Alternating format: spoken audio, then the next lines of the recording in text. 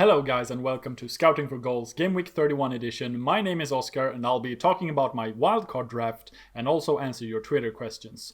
Let's take a look at my team. This team has a team value of 105.1 million with 0 in the bank. First I'm going to talk about my spontaneous thoughts for each player and then I'll be looking at the most popular public stats tables to see if there are any other players that I need to consider. My goalkeeper pair, Forster is simply there because he's so cheap and he plays.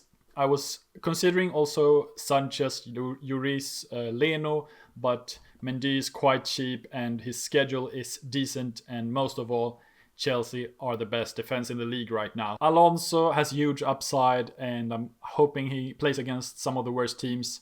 Alexander-Arnold looks good right now. Liverpool has been okay defensively and he's creating a lot of chances. Shaw has been one of the best defenders for the last couple of months in the league, and United has been very solid at the back too actually.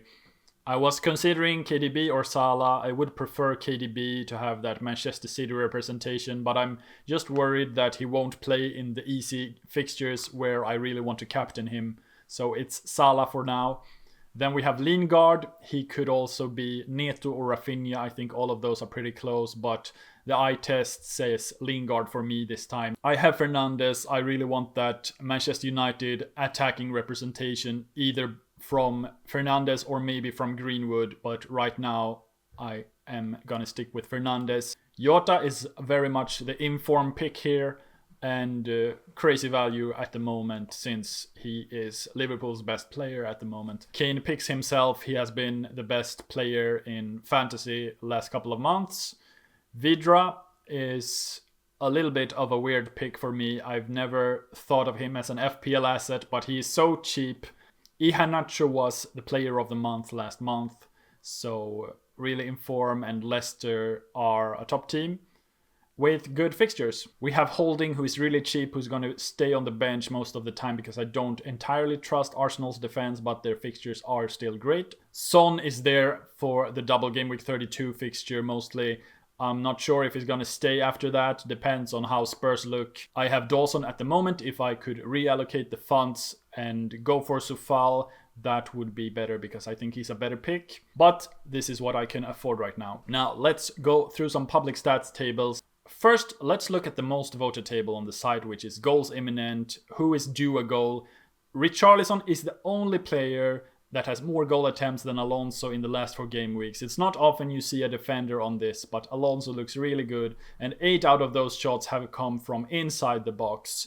I also find it interesting that Greenwood shows up. He had a great run at the end of last season.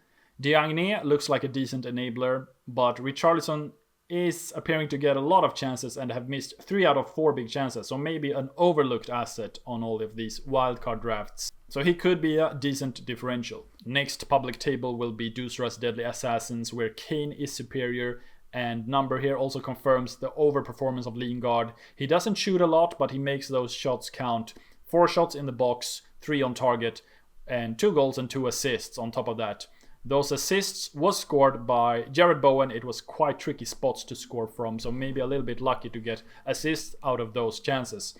If we compare Lacazette to Sosek, their stats are very close, which speaks against Lacazette being an option, or maybe that Sosek is being overlooked at the moment. If we sort by goal attempts, we see that Dallas appears quite high with 5, but he doesn't like to hit the target. Still encouraging though with 3 shots in the box.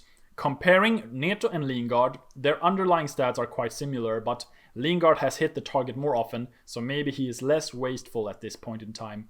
Something I would never have imagined saying. We also see that Wood is almost exactly matching Ings' stats for 2 million less, if you were considering any of those two. Doosra's dodgy defenses is the next public stats tables, and we see that Arsenal, who have among the best fixtures, prove to us why they are so hard to trust, since they are among the teams that concede the most amount of big chances last 6 game weeks, as well as a lot of goal attempts in the box conceded. I still like Holding, however, because he seems nailed and is dirt cheap, but I wouldn't want Leno on my wildcard, for instance, because would feel obligated to play him a lot. Leeds have been performing very well in terms of big chances conceded, which really speaks towards Dallas as a long-term option. Chelsea's stats are amazing as well, of course, while Manchester United only have 2 goals conceded in this time, which is the lowest, and then the next best are Liverpool. It's quite interesting that West Ham and Leeds have a lot of chances conceded, but not big chances conceded.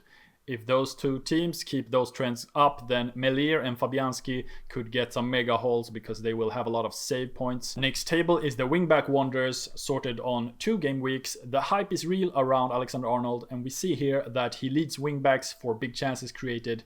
Soufal has had a lot of crosses and seems to be very good value still. He even has better stats last 2 games than his colleague Cresswell. If we look at the assist imminent table, a lot of Chelsea players on this list. James is apparently taking all of the corners on the right hand side. KDB has been outstanding lately, and it's no wonder that he tops the chances created table. We can see that the most unluckiest players to not register an assist has been Digne and Mahrez. Next table will be team goal threat. Sorting by goal attempts, we can see who we definitely don't want players from and who we can expect clean sheets versus, and that's mainly Sheffield United and Crystal Palace. We can also add goals scored to get an even better picture of this, and it shows indications that Everton and Wolves are in a dry spell at the moment.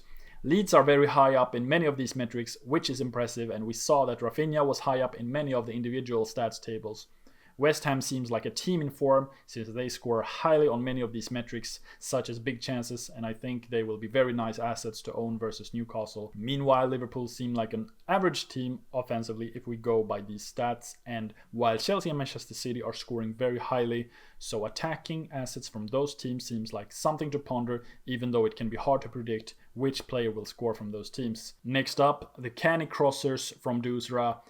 Alexander-Arnold seems like a good option. He has 16 created chances the last 4, and only Bruno and KDB has fared better, which also gives some support to the idea that Bruno is a better pick than Vardy, even when Manchester United's offense doesn't entirely click. Shaw is here, which is comforting to see since he has been among the best defenders in my eyes in recent months.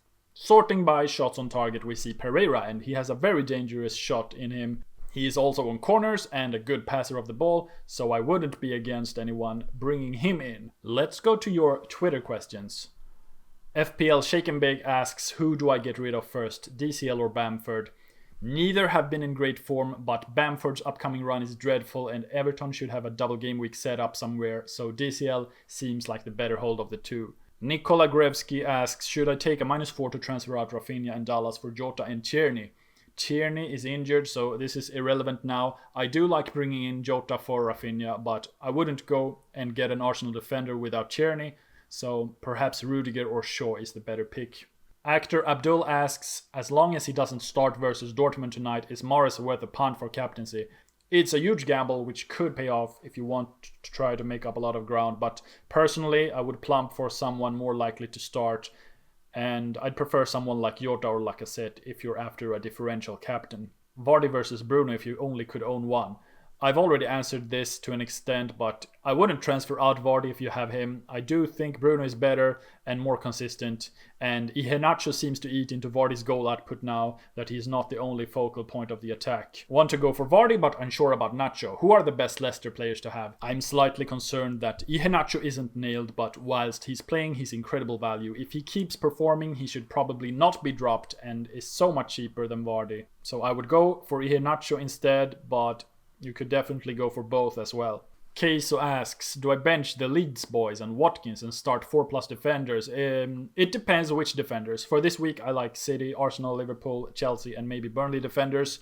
Most other teams I would play Raf Bamford instead of defenders for the chance of some attacking returns. Kotakuda asks, which formation is better to face the remainder game weeks? Proper 3-4-3 or using only 2 forwards? If the latter is better, I'll use my last chip wildcard. I prefer 3-5-2. There are very few exciting strikers at the moment compared to the midfield where you will want Salah, Bruno, KDB, Son, Jota, Neto, etc. My little Bowley asks, budget midfielders, who to keep, for how long, and priorities to transfer in. What to do with Gundogan and Rafinha? Do we need Lingard right now? When to get in the likes of Jota, Madison, Neto, Mount, Arsenal cheapies? Or in short, what the heck do I do with my midfield mate?